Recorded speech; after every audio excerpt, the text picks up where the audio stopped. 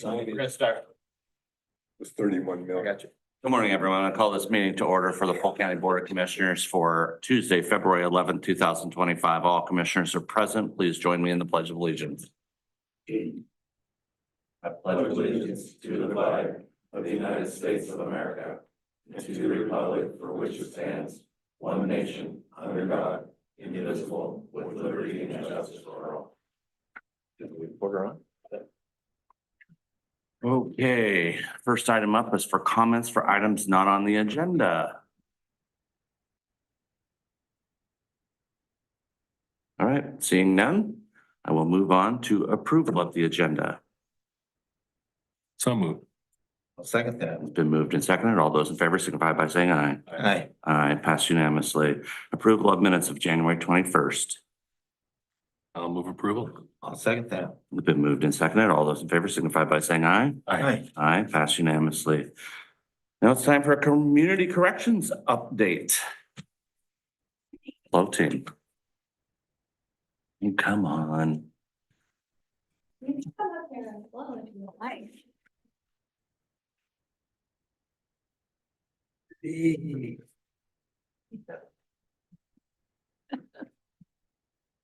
Well, good morning. So I'm going to provide just a brief update. I know I had forwarded you guys a end of year-end report for all of the departments, community service, juvenile, as well as adult correction. So I've sent that to you. I'm just going to provide a general update because we all know I like to talk. So I'm going to actually get started first off with our adult parole and probation. We're currently struggling. We are not fully staffed. We are down one PO position and we have one PO that is just on the tail end of his training, and we're building a caseload for him at this point. I was able to provide an offer for the vacant position today. However, that does cause additional challenges because of the promotion. So we are now needing to backfill. So I anticipate that we should be back up and running full capacity within 6 to 8 months. I know that's a long period of time, but that's unfortunately how long it takes in order to get our folks trained and through academy and into that ghost phase of our training where they have a caseload and we're just monitoring their progress. With that, we are doing condition-based supervision because our caseload sizes are up in the 60s. Ideally, we would like those in the 40s. That way we could do some more individual work with them. But our focus right now is public safety accountability. And so we're being very just responsive to the behaviors and again, condition-based supervision. That's unfortunately really all we can do based off of the caseload numbers. In regards to funding, we're going into the legislative session. I know that you all are involved in that conversation as well. Our association is working to try and get our cost study adopted, which would put us at $18.18 per person. Right now, for this biennium, we are actually at $13.83. The Department of Corrections agency recommended budget gets us at $15.09. The governor actually referenced the cost study in her budget, which was the first time ever. And so that actually put us more in the 16 range because it was a portion of that dollar amount. It wasn't the full $18.18, but our association is still asking for that because that is the baseline funding cost in order for us to actually do the job that we're asked to do with all the rules and responsibilities that we have. So any questions on adults? Yeah, so tell me what's the difference between what you might get at 15 and change versus your wish list at 18 and change? What's the difference? I mean, can you survive at the governor's recommended budget? The governor's recommended budget, yes, we can survive. However, that doesn't get us to a staffing level that allows us to have the caseload sizes we need in order to meet the rules that we are required to adhere to. And that's the assessments and was within 60 days, as well as case plans, are measurable contacts that the state actually put into place. And so that has increased a lot of stress and accountability for us. Now, I want to clarify the measurable contacts. The state has given an opportunity to do a contact as email, telephone, video, that qualifies as a measurable contact. That does not qualify in our office. We want face-to-face in the field, in the office, with treatment, at employment if appropriate. We do try not to meddle in that. So that poses some issues for us as far as meeting those measurable contacts, because we want that face-to-face interaction. We all know how it is sitting on a meeting. You're multitasking, or there's people running around behind you, you're not paying attention. And so we don't see that we get a great deal of value out of having a contact by email or phone or video with our clients.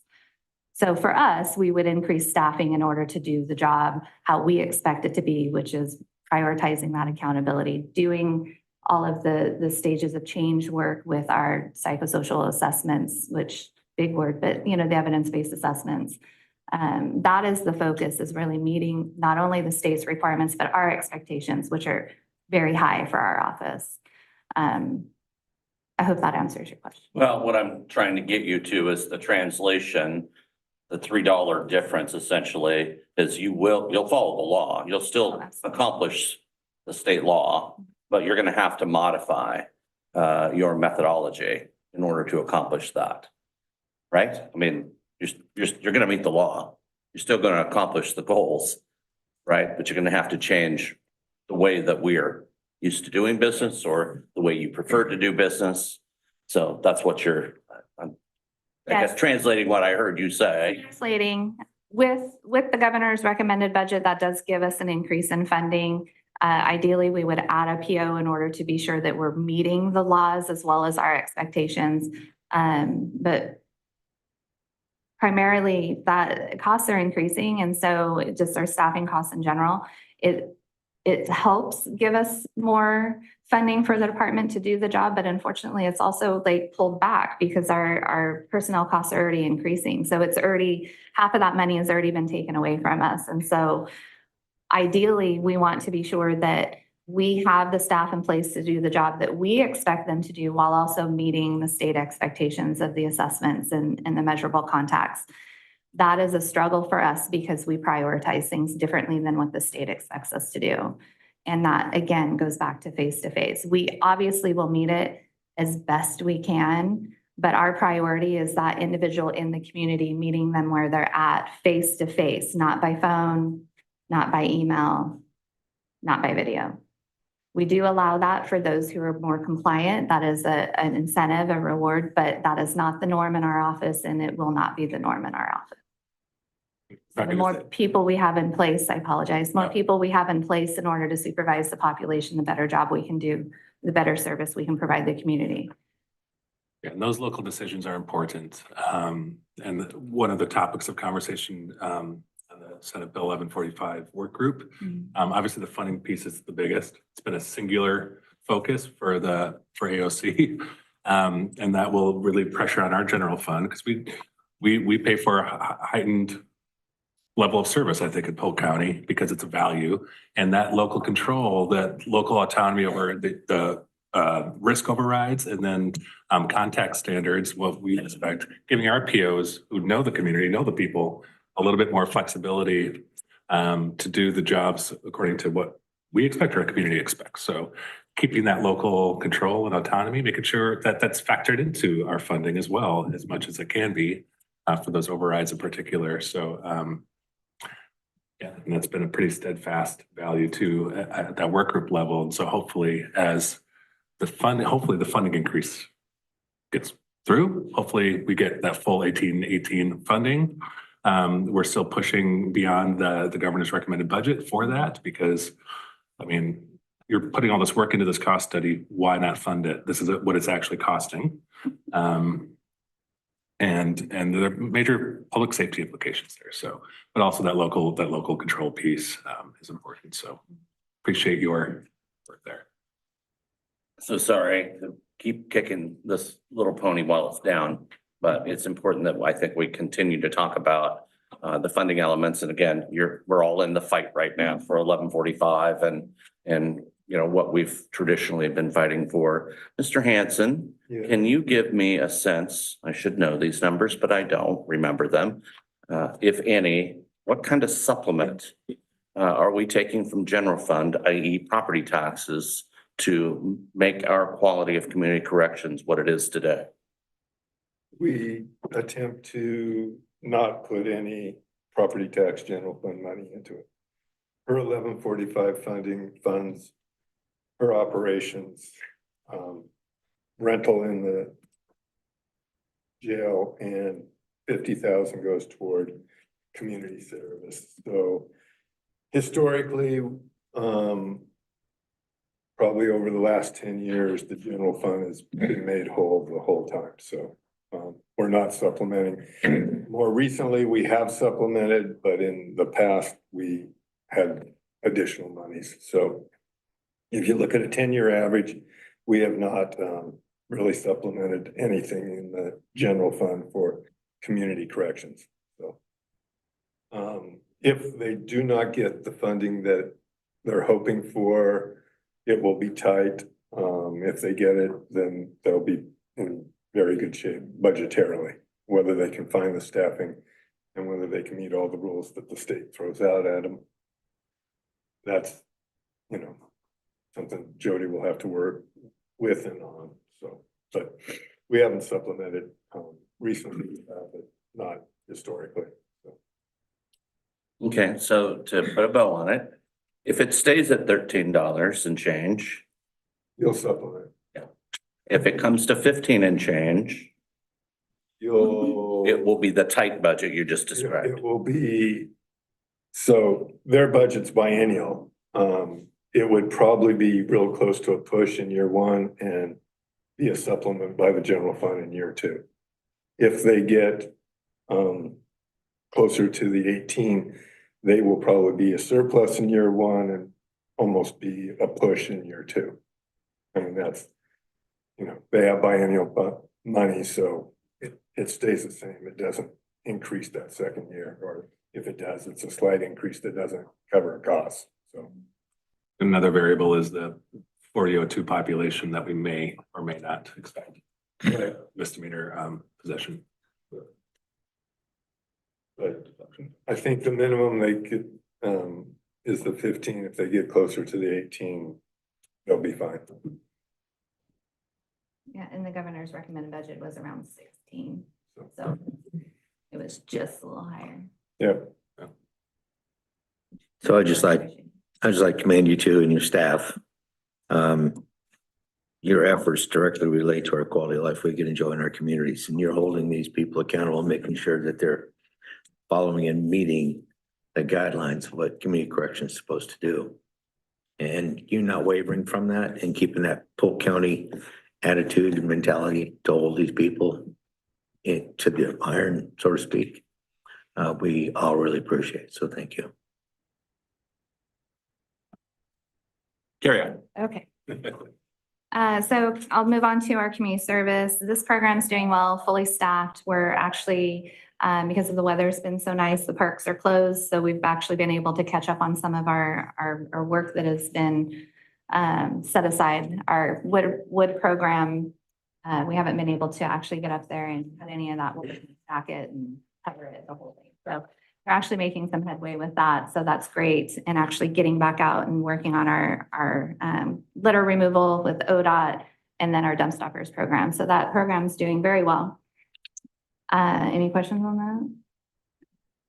Juvenile department, currently operating with a full team. As I'm sure you guys have heard me say before, this is an amazing team. They're doing really well. We're averaging about 26 referrals a month coming into the department. Majority of those are going to sanction court, their first time offenses. And so we deal with those at the lowest level possible. Our sanction court numbers, however, are quite low in recent past years. Not quite sure. We have ideas as to why that may be. School resource officers and, with Salem Kaiser not being available, there's a variety of potential causes there. We do have some concerns with the level of mental health acuity that we're seeing in the youth. We are also running into a variety of situations where we're supervising youth who are also engaged with other agencies, state agencies, DHS, developmental disabilities, or even nonprofits, they're in placements, whatever the case may be. We're getting quite a bit of push from those agencies to deal with some mental health concerns through detention, to hold them accountable to their mental health behavior, even though it's not a behavioral issue, it's mental health. And I know we've had this conversation before. It's not appropriate if it's somebody who's having in crisis in jail, whether detention or regular jail. So we're pushing back on that, so that we're not making a lot of friends in that avenue. But if somebody is actually if a youth is in a mental health crisis, we just recently had a situation where a youth was acting out, clear mental health crisis, on the phone with a variety of workers, and we were asked to put them in detention, and we said no, because it was a mental health response. It wasn't a behavior. It wasn't a violation of their release condition. And so we just said no and pushed it back on the mental health provider or the guardian agency to find them the services that they need. So we're running into that quite a bit, and we're holding a pretty hard line on that. We have very few detention beds, and we obviously don't want to cause any additional harm to these youth when they're facing these mental health concerns. I have a question on that. Yeah. When you're done. I'm done.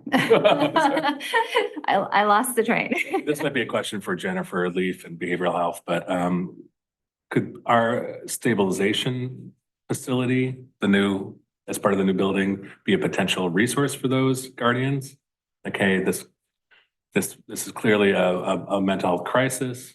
Let's go to the professionals in that sphere, and here's a new facility walk-in facility to help with that. And I could follow with Jennifer on that. Yeah, I don't know that is, there's very few services and resources available for youth psychiatric services and residential and patient placements. There's very, very few of those.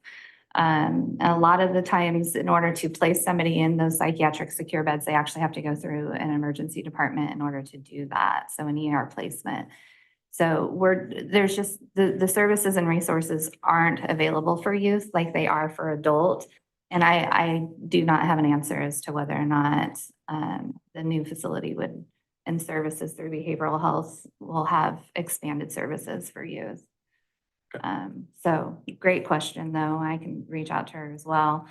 So we're struggling with that aspect with the youth. The other piece that we're struggling with is we're running into a number of youth in the community that are either in possession of, brandishing, or discharging firearms. We again are holding a very hard line to that. The last 3 that we have had were in detention until we were able to commit them to the Oregon Youth Authority. So we're concerned with that behavior. We're continuing to see that behavior, and it's just not something that we are flexible on. So with both of those issues, there's obviously concern with resources, detention for those youth that are committing those pretty public safety issues and crimes, that we only have so many detention beds. We are monitoring that, but in the moment we are using the resource in order to assure that that youth is removed from the community and there's that safety piece for both them and everybody else. So those are the challenges that we're running into with the youth population. But otherwise, our team is doing an excellent job trying to really manage that, and obviously managing the detention resources that we have. And we do believe at this point in time, the number of beds that we have that we contract through Yamhill Youth Services, that it's appropriate. We do go over at times, but we do a pretty darn good job of making sure that we're managing that. Any questions? You? Okay. I said 15 minutes. I got 10.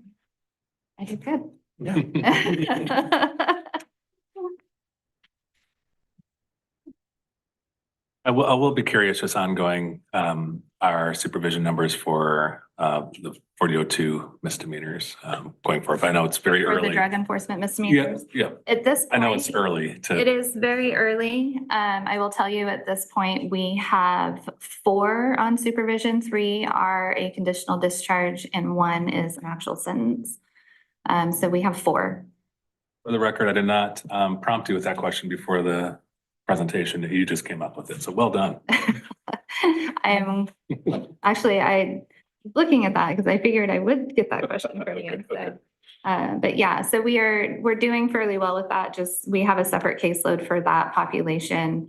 And we're prioritizing treatment for them. The struggle is that I believe only one of them is showing up.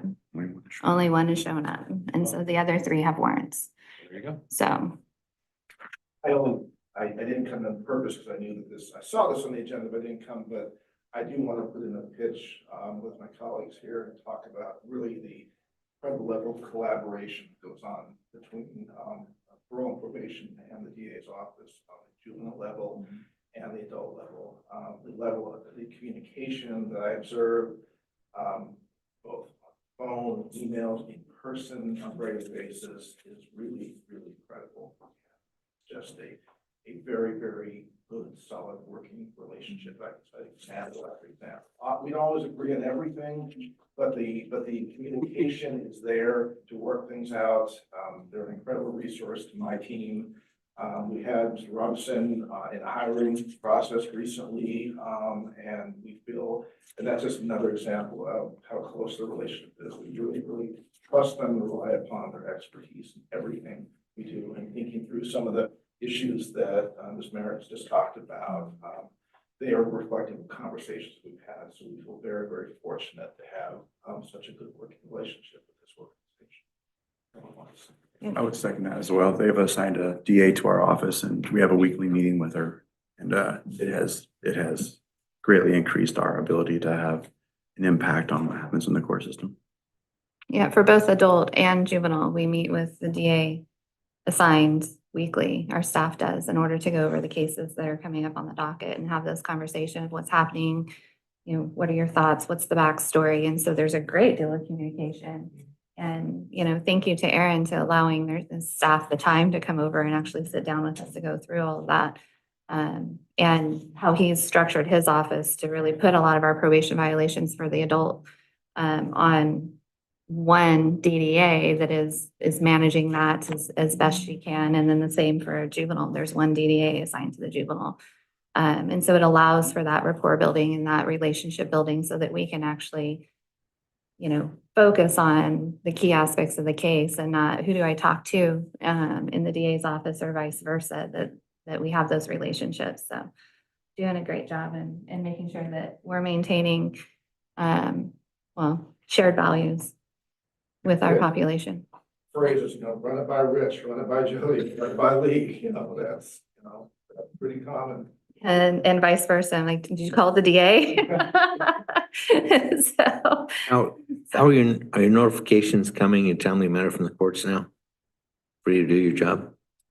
My understanding is yes, we did have a hiccup with the drug enforcement misdemeanors, of which I believe Judge Park had identified in our LIPSIC meeting that they've gotten those resolved. So we've received all those orders. I believe that that's really what the biggest hangup was. We still have hiccups here and there, and I believe that that's to be expected considering the volume and the different types of orders and where they come from and how, you know, whatever their process is. But that seems to have resolved, and that in part is great. Thank you to the DA's office, to DA Felton and Wilson in order to really help facilitate that. So. Okay, Thanks for everything. thank you. Thank you. Appreciate it. Do we have any non-listed items? Okay, I wanted to communicate something. I just, not necessarily on the agenda, but I know I've got a briefing schedule, but sometimes it's better just to come in fragments and just talk about things which are we're all focused on, there was a great, really exhaustive piece. Can I stop you there and ask you to come forward? So that microphone might not pick you up.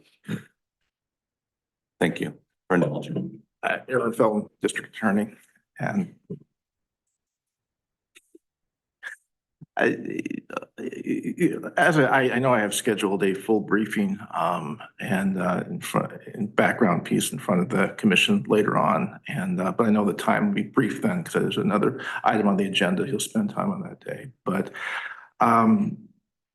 different issues occupy my time, obviously. And one of the issues I know we're all engaged in is the, public defender, crisis or shortage. There was a fairly exhaustive piece in KGW did in examining some of the issues going on in Multnomah County. I talk often about how we do things in Polk County, and there's some statistics recently that have come out that OJD, Oregon Judicial Department, put out in their presentation to the legislature, which continues to make me reflect on how things are done in Polk County and how we've been able to thus far avoid the same kind of shortages or concerns some other counties have throughout the state. And I don't discount any other crisis or problems counties are having throughout the state. Multnomah, Marion, other counties, even smaller counties around the state are struggling with that. I certainly never, any individual who is accused of a crime who doesn't have good, effective counsel appointed to them, if they can't afford it, that is a crisis for them, and that needs to be addressed. But at the same time, I always want to bring highlight for our commission, other Polk County citizens, the work that's been done to not have that issue here in Polk County. And it's a collaboration with law enforcement, defense, policymakers. And the statistics I'm referring to is that when OJD recently presented to the legislature and said, well, here's the statistics about, here's our dashboard of counties around the state. And I think this was a couple weeks back. Polk County had no unrepresented defendants that was in that statistic. They also had another statistics. They're tracking new filings and what it counted as a new file. I didn't dive into that's going up as well, creating further stress on the system. Polk was at number 4. So it's sort of this inconsistency. I know statistics can mean any number of things, but as our filings are going up because we file in cases that we think are good to file on, that our law enforcement agencies bring us, that have merit, that have evidence, that have probable cause, that are worthy of going forward. We file on those cases. But we're still, through various means, been able to provide attorneys for people who are in custody or otherwise as appropriate. And so I am pleased with that work. And so I think this commission should be aware of that. But I referred back last night, I saw KGW do this exhaustive piece, and you can go on their website and find it. It's right up there in terms of the crisis in Multnomah County and comparing it around the state. And I just thought one paragraph jumped out at me is saying, it said that this is true because it was examining some statements that the DA Vasquez made about his situation up there. And it pointed out that it's not the same in other parts of the state. And pointed out one small defense attorney office in the Columbia Gorge. The MAC, the maximum attorney capacity, is one number that's thrown around. They were at 6% of MAC used.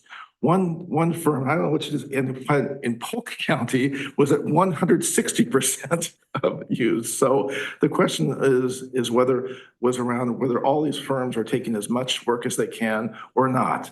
And so for what it's worth, I believe that defense firms in Polk County are working hard and taking cases, and that statistic showed it. So whatever we're doing in Polk County, we're meeting the needs of getting attorneys to people. We're also, from my perspective, meeting the needs in terms of filing cases that have merit. So we're weathering this situation in our county as best we can through internal methods. Right now, we don't have specialty courts in terms of a drug court or mental health court in this county. We have other means of what we're doing in terms of, we have a rapid access docket for mental health cases. but we all are working together to process cases as efficiently and effectively as we can. We have a settlement docket, a rapid access settlement docket that our courts have put together, led by our presiding judge. That's effective. So we've been working on doing internal things to move cases as smoothly and quickly as we can, and not get into a situation where we're going to have a shortage of defense attorneys. Now, that may not last. We may get into that at some point, but right now we've been able to weather that storm. I just think some of those statistics are evidence of that. So I'm proud of that. And it's not just me, it's everyone in the system who worked on that. And I guess I close by saying, I bring this up for a reason, is that as the legislature continues to address how to get more defense attorneys for people so they can be well represented, there still are shortages of prosecutors around the state. That still is an issue. And I guess I've been hitting that table for a couple of years now, and I continue to do that. And it's not everywhere. We're in a good place right now in Polk. We have an opening, but other counties are struggling. And there are questions about what is the role of the legislature in dealing with the entire public safety system. Defense attorney, public defenders, public prosecutors. And we can get more into that. And there is some legislation around that. There are questions about that, and it's being raised probably in AOC. There's been conversation around that as well among your colleagues. Where that goes, I don't know. But that's a conversation in terms of the entire public safety system, so that there is equity in terms of the prosecution that's fielded on behalf of victims and others throughout the state, not just in the counties that are well-funded and in the larger counties. So that's all I wanted to talk about. So thank you for the time. Now you've opened the door. I have. So I have a question, and I'd like to trust KGW, but I won't with regard to their reporting. But I'm curious about, so who is the watchdog to the point you've made about citing some stats about, you know, local attorneys' offices being, whether it's 6% or 160% of this workload? Who watches out for that? And who is responsible for tapping them to tell them pick up more? Or in our case, in Polk County, you're citing one that's clearly overburdened. Well, are they overburdened or not? I think I don't know. that is I shouldn't say clearly. that is the fundamental question. And I believe that, and the article does delve into that somewhat about what are the ethical guidelines. And that is the fundamental question that was raised by, the Sixth Amendment study that came out a couple of years back that kind of kicked off this entire ball as to what is too much and are too many cases, and what is too many cases in terms of being able to ethically represent a defendant. Are people overburdened? And what is the standard? And that is really the fundamental question. And so who is who sets the standard? Who judges it? Right now, the legislature is trying to determine that. And that's why there was a shift, I believe, in moving. And I know this is the answer that you'll like. They've shifted it from the judicial department to the governor's office, and setting those standards and making it a state agency to oversee that and answer those questions. So that's the process that's being looked at by the legislature in terms of assessing that, creating those standards. That's the best answer I can give you. Well, so it sounds like what you're describing for me is like so many other things that we're a part of, and that workforce pipeline issues are prevalent everywhere. Mhm. And this is likely one of them. Yes. Yet it feels like a lot of the argument that I've heard over the years from the defense lawyers has been, there's just not enough money. So, again, we deal with this in nurses and doctors and you name it across the entire spectrum of workforce. It isn't just about the money. I mean, offering more money isn't necessarily the pathway to get more people interested in Right. actually doing this work. Right. So that's what I'm hopeful to understand better on what are the real statistics on who's available and how this gets done. You're not required, right? You're not required to be a defense attorney or take on this kind of work. So like in the medical world, you know, more and more people are going into specialty groups because they don't want to be a GP. They don't want to have to take on the really difficult cases that they don't get paid well for. So I'm guessing that the defense attorneys are kind of in that same space. They're exactly in that same Thank you. space. They're exactly in that same space. And really, it's not about the money, but it's always about the money. To say that criminal prosecution, criminal defense, or the criminal justice system is not, that finances and around that do not drive much of the product is naive. To not be aware of that there is money, you know, every time you go to a trial, there's a huge amount of money spent. Every time you hold a hearing, there's a lot of money. And I'm sorry, perhaps I am older than I used to be. That every time I send my lawyers down to a hearing, I start thinking about how much money is being spent in doing this particular hearing. Is it really worth it? How much money is being spent every time I file an amended motion on something that could be done a different way? You know, how much of an hour is spent? How much does it cost? All the opportunity costs, et cetera, et cetera. And it's all financially driven. The decisions we make in terms of should we prosecute, should we not, those fundamental pieces can't be financially driven, but at the same time as a department head, I'm aware of this is all costing money and we should be aware of that. So yeah, it is financial, but the issues that defense attorneys and the administrators look at, if you read the article or any of these articles, they face the same issues in terms of recruitment and retention that I talk about, that the nursing profession or any profession talks about bringing folks in, same issues. How do we compete bringing in good professionals to smaller rural areas that have benefits that aren't necessarily financial compared to Washington County or larger county? Same issues, same discussion. Remove the name of the profession, you'll have the same types of conversations. And for prosecutors, we suffer from the same issues. We've talked about them. How do we bring people into, you know, Coos County, Lake County, name your rural county, and keep them from going to DOJ or to Washington County just on the dollars themselves? Well, the solutions come around, well, how can we basically pay for their student loans? How can we supplement what they're being currently paid? How can the state come in, kick in, pad that a little bit so that the hit isn't so hard? Those are the same issues that the defense attorneys are talking about.